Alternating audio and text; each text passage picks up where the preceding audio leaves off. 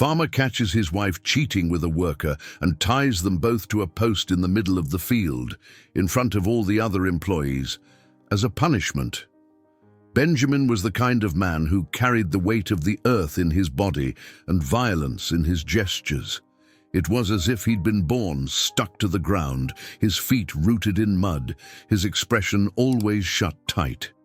From a young age, he learned that respect was imposed by shouting and obedience was beaten out through fear. He grew up watching his father raise his voice before raising his arm, and he inherited that lesson as if it were a family name. When the old man died, Benjamin took over the farm still young and turned that patch of land into an empire of silence, surrounded by pastures and fences. He never knew affection and despised any sign of tenderness. To him, showing emotion was weakness. He was dry, harsh, as hard as the hoe he wielded.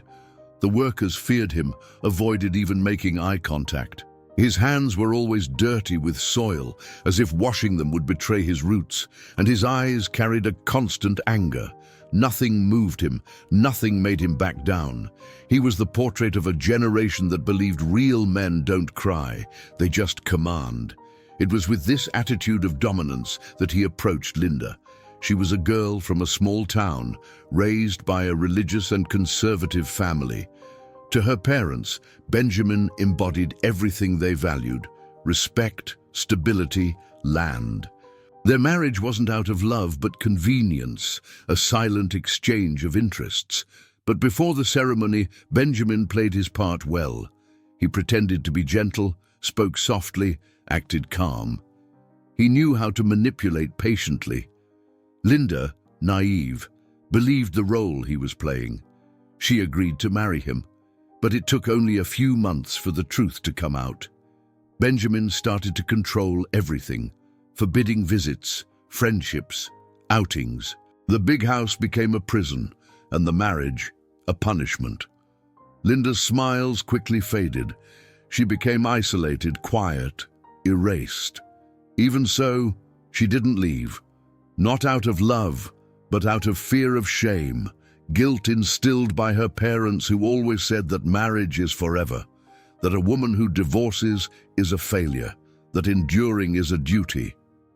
Days on the farm dragged on as always, locked into a routine of silence and control. Linda no longer kept track of time.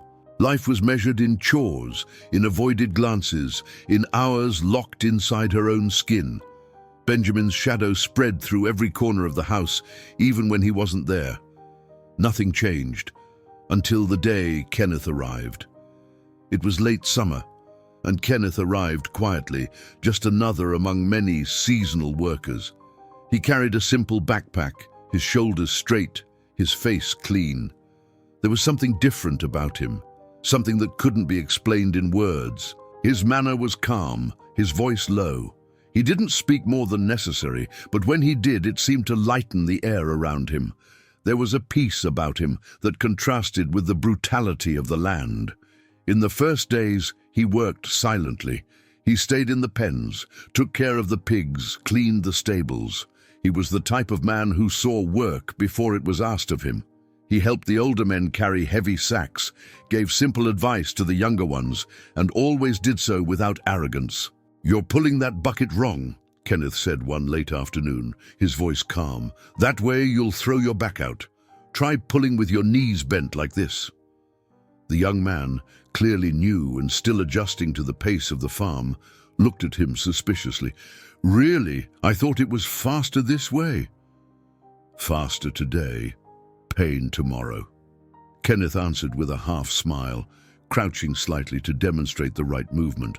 Linda watched everything from the kitchen window, curtains slightly pulled aside. That simple exchange of words was enough to grab her attention. It had been so long since she'd seen anyone smile in that place, and even longer since she'd felt like smiling along. Even though she was forbidden to talk to the workers, Linda found small loopholes. Sometimes she'd go out to the porch for some made-up reason, a plant to water, a cloth to hang, a bowl in her hands. One morning, as she walked around the side of the house carrying a bucket of water, she slipped slightly on a wet stone step. The bucket tipped over, and the water spread across the packed dirt, splashing her dress. "Sorry, I didn't see the step," she muttered, more to herself, kneeling to pick up the bucket. "You okay?" came a voice behind her. She turned, startled. It was Kenneth. He had a shovel resting on his shoulders, his sweaty shirt stuck to his back, face breathless. He stopped when he saw her kneeling and immediately knelt down too, as if it was second nature. "It was just water," she said, trying to pull herself together. "I lost my balance." "These steps are always slippery after it rains," he said, picking up the bucket before she could. Linda hesitated. She didn't know if she should thank him or say something, but the answer came before she could think. "Thank you." He just nodded. "You're welcome, Mom." They stood silently for a second, eyes locked on each other. She realized then that there was something different about this man. He didn't look away out of fear, nor did he hold her gaze out of challenge. He simply looked at her like he was seeing a person, not a thing. She lowered her eyes and walked away quietly. Kenneth stood there a few more seconds, watching her leave, before getting back to work. From then on, small exchanges began to happen. An almost whispered, "Good morning," a lingering glance, a gesture with the hands that said more than any sentence. Kenneth began to notice that something was wrong in that house. Linda moved like someone carrying an invisible burden. Her shoulders slumped, eyes empty, avoiding every room when Benjamin was nearby. One late afternoon, while helping one of the older farmhands clean the porch, Kenneth murmured, "That woman, she's like a bird with a broken wing." The old man looked over his shoulder. "Mrs. Linda, keep your voice down, boy. That's a dangerous subject. She never talks to anyone, and when she does, it's like she's apologizing for existing," Kenneth said. "It's been that way since she arrived. The boss won't let her breathe, but nobody gets involved. We just work here," the old man answered before ending the conversation with a heavy silence. Kenneth's suspicion turned into unrest. He started to watch Linda more closely, without invading, without pressuring. And Linda, little by little, felt less invisible. One afternoon, taking advantage of Benjamin being out on business in town, she went out to where Kenneth was working. She appeared slowly, holding a cloth in her hands, as if looking for something to clean to justify her being there. Kenneth was crouched by the animal's water trough, changing the clay filter, his face sweaty and focused. She stopped a few feet away, saying nothing, just watching. He noticed her presence before she said anything. He raised his eyes calmly, without standing up, and spoke with gentle restraint. "Good morning, ma'am." She nodded, unable to answer right away. She stayed there, silent, pretending to smooth the cloth in her hands. "If you want some shade, there's a little more here," he said, nodding his chin toward the side of the stable, where a tree cast some shadow over the hot ground. "Thank you," she said, almost in a whisper, and walked a few steps to the spot he pointed out. Kenneth didn't try to force a conversation. He just went back to what he was doing, moving calmly, respecting her space. But before the silence turned into a wall, he spoke again. "Sometimes the heat here feels like it weighs down even your thoughts." Linda looked in his direction. "It's true." Kenneth stood up slowly, wiping his hands on his pants. "I'm from somewhere colder, still getting used to it." She smiled, almost imperceptibly. "Me too. Still trying." He nodded, not asking anything else, and she turned and went back inside. Neither of them knew it, but that brief moment was more than enough to mark the beginning of something. In time, there were more moments like that. Linda started leaving the house every time Benjamin was away. She'd come up with simple excuses: to check on the crops, fetch something from the shed, deliver a basket of bread to the workers. And Kenneth, observant, began to recognize the signals. Kenneth never pushed the conversation, but when she approached, he always offered something: a light word, a comment about the day, a kind gesture. Slowly, Linda began to respond. First with a nod, then with short phrases, and eventually with shy questions. They talked about everything and nothing, the rain that wouldn't come, the hens that laid fewer eggs, stories from the older men. "This pig here thinks he owns the pen," Kenneth commented one afternoon while feeding them. "Maybe he does." "He looks freer than I am," Linda replied with a faint smile. "At least he doesn't live locked up in the house," Kenneth said, glancing sideways. "He lives surrounded by mud," she shot back. "Sometimes, mud is more honest than clean walls," Kenneth replied, and they sat in silence for a few seconds. Their conversations became more frequent. They didn't last long, but they were intense. Always quick, always careful, as if every word had to be weighed before being spoken. Linda began to smile more often, though only when Benjamin wasn't around. Kenneth, for his part, started working closer to the main house, inventing reasons to be where she could see him. One late afternoon, after Benjamin went out to check a section of the crops, Linda went to the shed where Kenneth was organizing tools. "Today took forever to end," she said, stopping by the door. "Days here don't pass. They drag," he answered, wiping his hands with a cloth. "Are you happy here?" she asked, looking down. Kenneth hesitated, then moved a little closer, keeping a respectful distance. "Happiness is a word I never really understood. But here, no. I forgot what it feels like," Linda murmured. "You don't deserve this," he said, his voice firmer now. "Neither do you, but we don't choose where we step. We just try not to sink." That night, when the house was finally quiet, Linda tiptoed to the side of the stable. Kenneth was already waiting, leaning against the fence, eyes alert. "I can't take it anymore," she whispered, her voice shaking. "I feel like I'm dying inside every day. He keeps me locked up, watches me, silences me." Kenneth approached her without touching, calmly. "You're not alone. I'm here. You can trust me. If he finds out..." Linda looked around, scared. "He won't find out. I swear." She didn't answer. She just lowered her eyes, as if carrying a burden she couldn't let go of. Kenneth stepped closer, slowly, and they stood there, breathing together in the same silence. Linda then rested her forehead on his shoulder, wordless, and Kenneth let her stay. After that night, their secret meetings became part of their hidden routine. They took advantage of every chance, every time Benjamin was away, every shadow at sunset. They spoke with their eyes during the day and with their lips at night. There wasn't a specific moment when they kissed for the first time. It was one of those inevitable moments. They were leaning against the stable wall, talking quietly about nothing, when he leaned in and she didn't pull away. Their lips met with the contained urgency of those who'd waited too long. "I don't want to put you in danger," Linda said one day, touching his arm gently. "And I don't want to see you living like you're already dead," Kenneth replied. Now they met whenever they could. A quick kiss in the shed, a secret touch behind the gate, a whispered conversation between sacks of feed. It was a forbidden love, but true, made up of scraps of time and bits of hope. Linda began to feel again.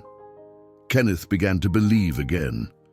They both knew what they were doing was dangerous, but they also knew it was real, and in a life full of fences and walls, that was all they had.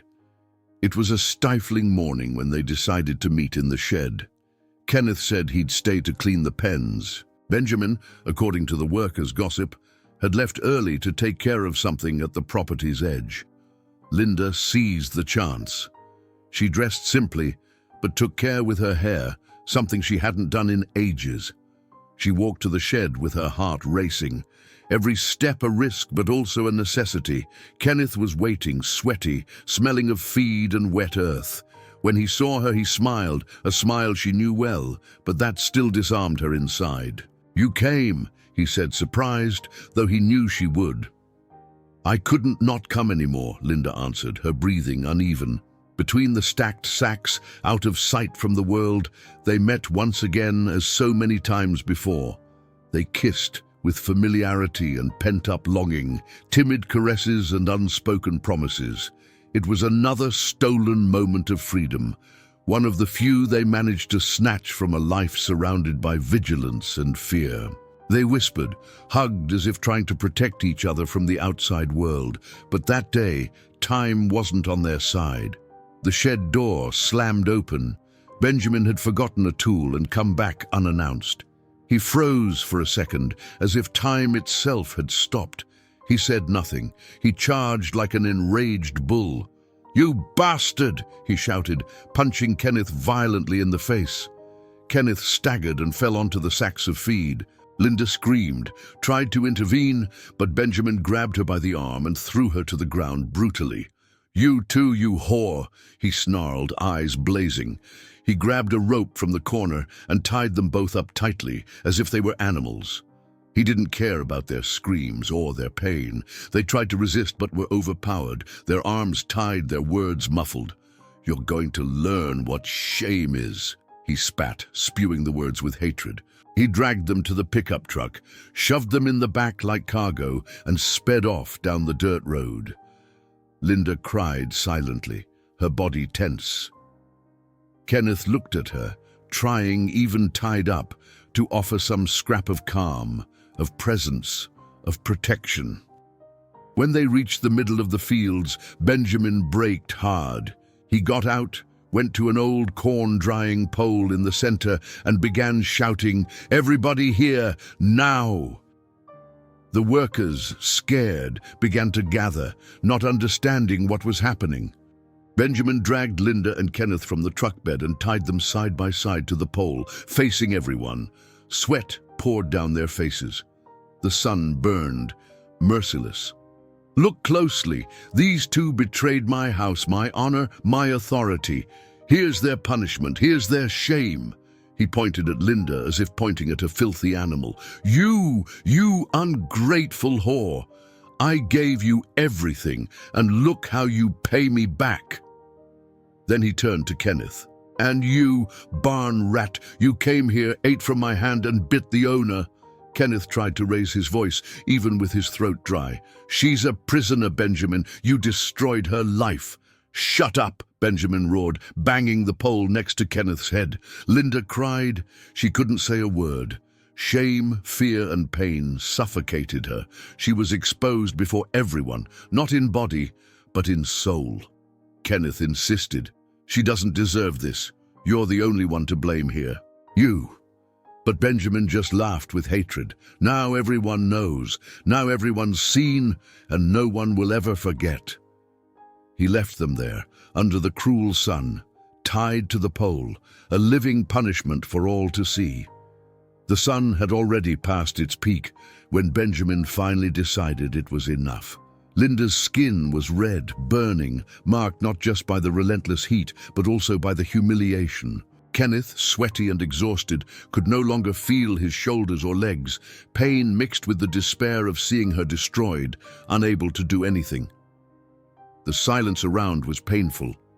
The workers, most with their heads down, drifted away, uneasy, but too scared to question. Benjamin paced back and forth, still panting, as if his hatred hadn't passed, only receded a little. Without a word, he went to the pole and yanked Kenneth's rope hard. The knots came undone roughly, making Kenneth's body slump. He untied Linda next. With no care at all, she could barely stand. "The show's over," Benjamin said with contempt. "But now comes the lesson." He called two workers over with a curt nod. These were men who always did whatever he said without hesitation. They came over without question. "Take this trash out of here," Benjamin ordered, pointing at Kenneth. Gently, the two men glanced at each other and, without arguing, grabbed Kenneth by the arms. He tried to resist, but had no strength left. The first blow came hard, a punch to the ribs, then a kick to the leg, another to the chest. Kenneth collapsed to his knees, Linda screamed, but Benjamin held her tightly by the arm. "Stay quiet, or you'll get the same," he hissed, eyes wide with rage. "Cowards!" Kenneth shouted, spitting blood. "She's not your property." But his words were drowned out by another kick. The blows kept coming, brutal, until he fell sideways, groaning softly. The men dragged him down the dirt road like a slaughtered animal. They took him far, where the farm's fence met the main road, and left him there, face down, bruised and unconscious. Meanwhile, Linda was taken back to the house, not with violence, but with control. Benjamin gripped her wrist as if she were his possession. She didn't cry anymore. She had no tears left. She walked without resistance, like a broken doll. Inside the house, he pushed her into the bedroom, and before she could say anything, locked the door from the outside. The sound of the key turning was sharp and final. He put the key in his pocket as if it were a weapon. In the days that followed, time lost all meaning for Linda. The bedroom windows were closed. Hardly any light entered. Food came rarely, cold shoved under the door. Sometimes it didn't come at all. No one spoke to her, no sound from outside except Benjamin's footsteps or the pickup truck's engine. She didn't eat, she didn't sleep. She sat in the corner, always in the same position, knees pulled to her chest, eyes fixed on nothing. The world outside was another country. Pain was deaf, silence was absolute. Hope extinct. Meanwhile, Kenneth woke up with difficulty. Everything was blurry. The white ceiling, the metallic hum of an old fan, the strong smell of disinfectant and cotton. He blinked, trying to understand where he was. His whole body hurt, his face felt crushed, and every breath was a struggle. Mister, can you hear me?" asked a woman's voice, soft and firm at once. He tried to turn his head, but only one eye opened fully. A nurse approached, holding his hand. "Easy, don't move too much. You're in a hospital. You were found unconscious, badly hurt. You're safe now." Kenneth groaned softly. His throat was raw, like he'd swallowed sand. He tried to speak. "Where?" he coughed.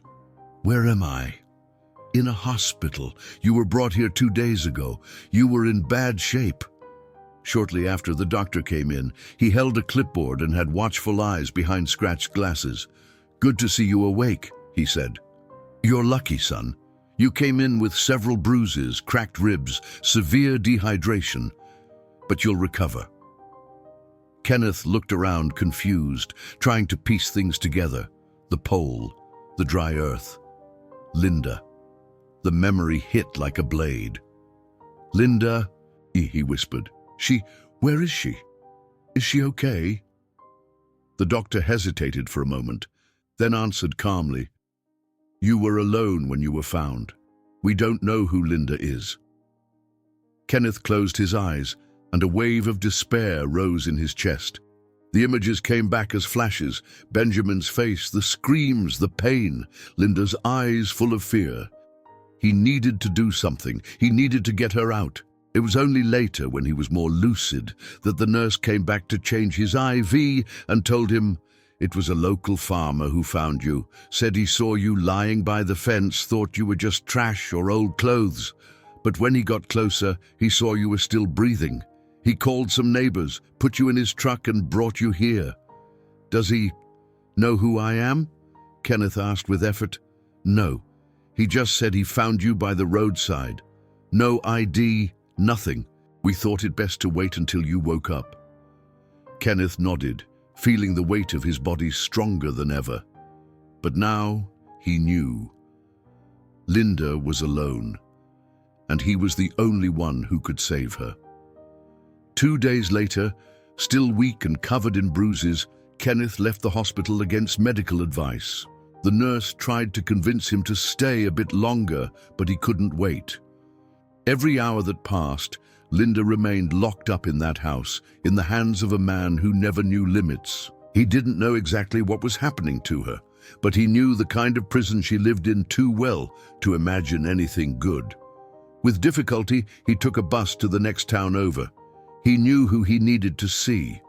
There was no one he trusted more: his brother. Patrick, an honest, upright police officer, someone who believed in the law, but also in justice when the law failed. Kenneth knew Patrick wouldn't judge him, not like others would. If anyone could help him save Linda, it was him. He got off the bus, limping, his body sore, his soul even more.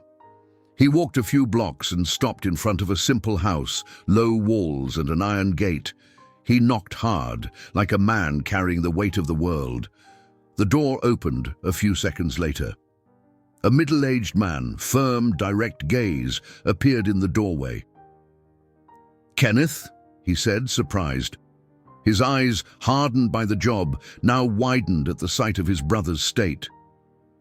"What happened to you?" "I need to talk to you." "Now," Kenneth muttered. Unable to hold his weight any longer, he almost collapsed. Patrick caught him by the arms, helped him inside, and sat him on the couch. He returned with a glass of water and sat across from him, analyzing every bruise, every cut, every mark on his brother's face. "Talk. What the hell happened? Who did this to you?" Kenneth took a deep breath. His chest hurt. His soul hurt more. But he began, his voice hoarse, eyes on the floor. "I arrived at that farm at the end of summer, got hired to take care of the pigs, clean the barn, simple stuff. At first, I just did my work, avoided looking at the big house, but from the first day, I saw something was off with that woman." "What woman?" "Linda, the owner's wife, Benjamin's. She lived like a ghost, didn't talk to anyone, only left the house when he wasn't home. And when she did, she seemed scared of even the wind. I never saw her smile, never saw her breathe easy." Patrick frowned, listening closely. "I kept my distance, I swear, but over time she started showing up more. Sometimes she'd come to the shed, look at the pigs, make excuses to leave the house. I noticed. And I started waiting too, waiting for any gesture, any word, until one day she dropped a bucket near me. I helped. We looked at each other. It wasn't much, but it was everything. From then on, the exchanges began. Exchanges? Looks, signals, quiet conversations, short, always hidden. She'd come to the porch, pretend to look at the crops. I'd pass by and say something light, and she'd answer with a word. I knew it was wrong. She was married. But Patrick, she wasn't living with a man. She was living with an executioner." Patrick crossed his arms, eyes hard, but didn't interrupt. "Over time, it grew. We met in secret, talked more. She told me everything, that she was watched, that he wouldn't let her leave, that she was kept locked up. She told me crying like someone screaming after years of silence. "You got involved with her," Patrick said, blunt. "Yes," Kenneth answered, head bowed. "We fell in love. But it wasn't physical at first. It was more than that.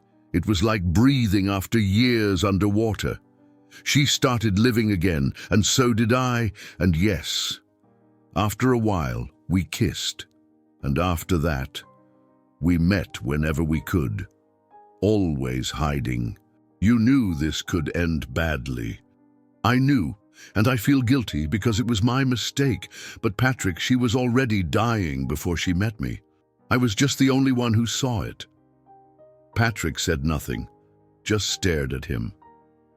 "Last week we met in the shed. Like other times. It was morning, hot. Benjamin had left with the workers, or so we thought. We stayed there talking, laughing softly. We kissed, that's all. But he came back, walked in without a sound, saw everything, didn't shout, just attacked, beat me like an animal, threw her on the ground, grabbed a rope and tied us up like pigs." Kenneth paused, voice trembling.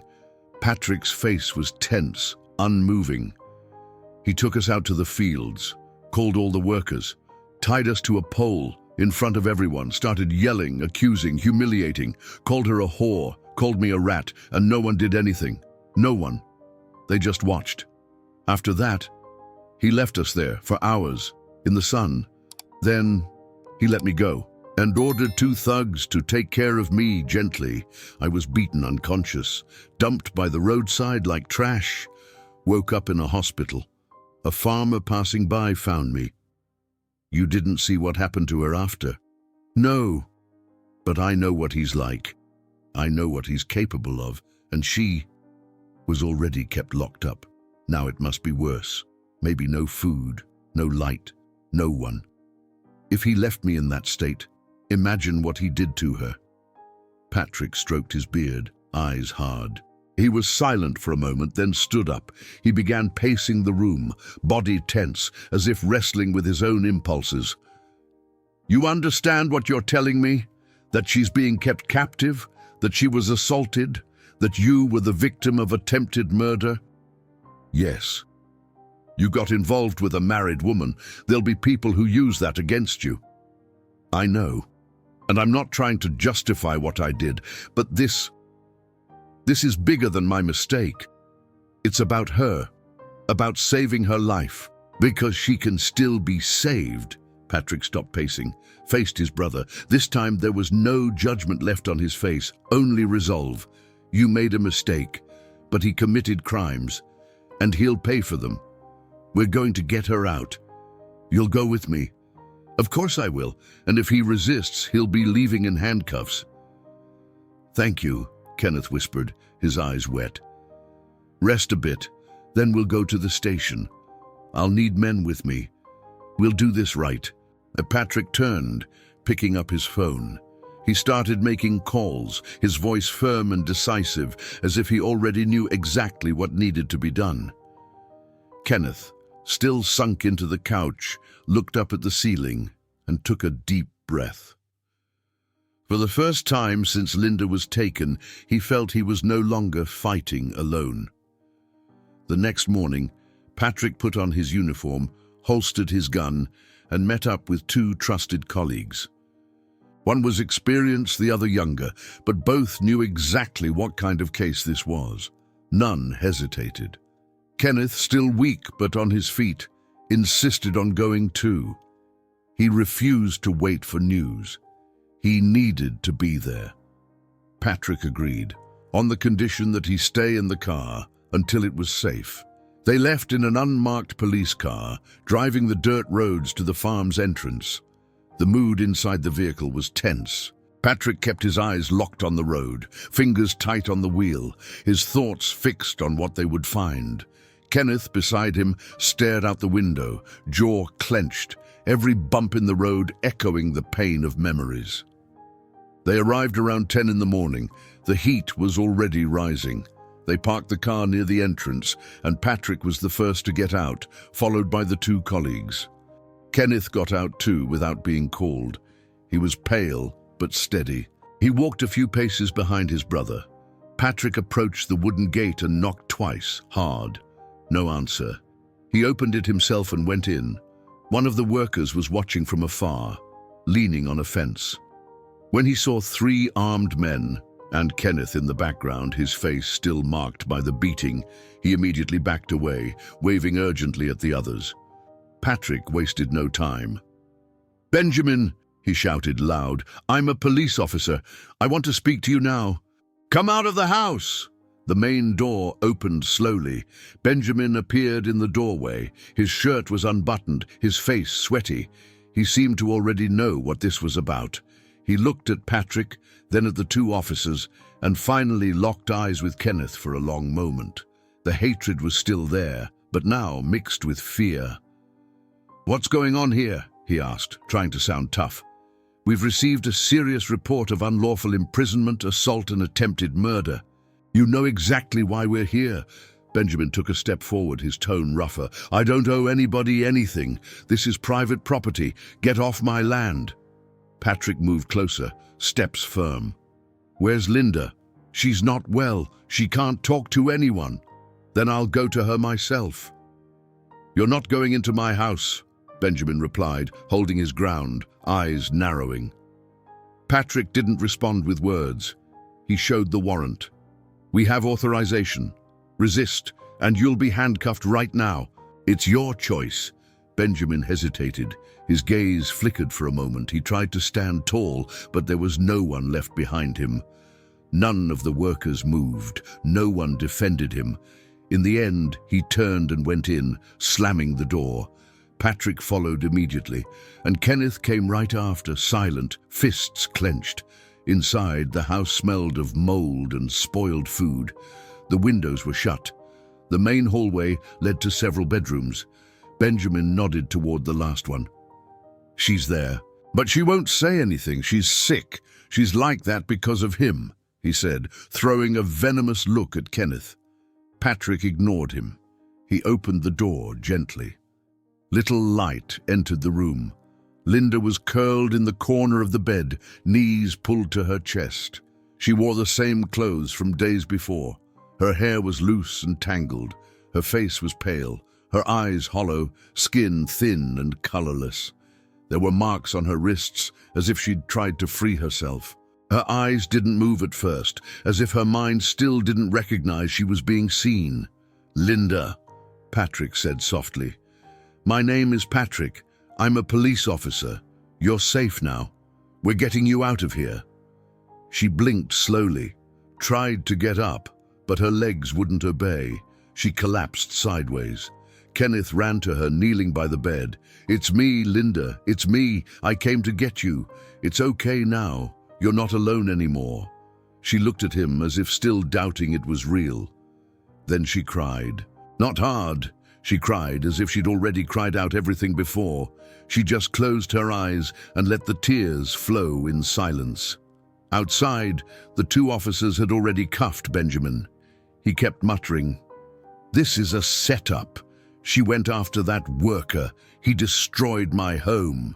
"You destroyed a life," Patrick answered, "and you'll answer for it. Your days of giving orders are over." The two workers who helped beat Kenneth were also identified. They didn't try to run. They were taken away quietly, as if they'd always known this day would come. That same afternoon, with medical support, Linda was taken for care. She was dehydrated, showed signs of abuse and severe emotional trauma. She couldn't walk by herself. She was carried to the car carefully, while Benjamin, handcuffed, watched from a distance, silent. The farm that had been his kingdom for years was now just the backdrop of his downfall. In the days that followed, the news spread. It started as a whisper, then an avalanche. The neighbors started talking. They told old stories of beatings, punishments with hot irons, screams in the night, people who left there hurt. Benjamin's name, once feared, became a reason for anger. Justice was merciless. He lost everything: land, assets, freedom. He was convicted. In prison, no one feared him. He was just another brute without a voice, swallowed by a system he thought could never touch him. Linda took time to recover. She went to doctors, psychologists, went through a slow process of rebuilding herself. She cried alone many times. She also faced the weight of her family, who accused her of dishonoring her marriage, of betraying her vows. But she didn't bow. She didn't apologize. She responded with the dignity of someone who survived the worst. Kenneth never left her side. He didn't push. He just stayed.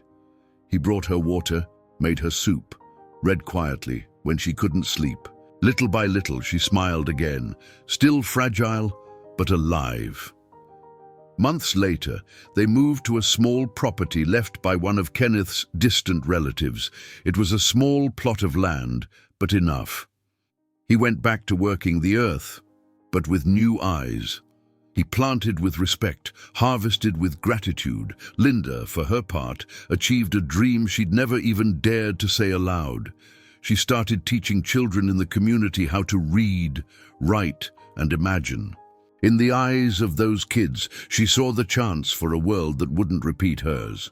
They lived modestly, without luxury, but with freedom. They shared the silence, the shade of trees at sunset. Peace. Benjamin never got out of prison. The two workers who took part in the beating served short sentences, then disappeared from the region. Patrick was recognized for his firm stance, his courage and integrity. His name became one of respect, not just for being a police officer, but above all, for being just. The old farm was sold off in pieces, the land divided up to pay debts and lawsuits. The mansion, abandoned, fell into ruin. The fences fell, the walls crumbled. The place that once symbolized dominance and fear turned to dust and memory. Linda and Kenneth were finally free, not just from the place, but from the past, from silence, from guilt. They lived with nothing to hide. They lived whole. And the memory of that pole in the middle of the field remained, not as pain, but as a mark of how strong they were, how much they endured, how much it took to finally be reborn. If you enjoyed this story, don't forget to subscribe to the channel, leave a comment, give it a like, and activate the notification bell so you don't miss any of our upcoming videos. See you in the next story.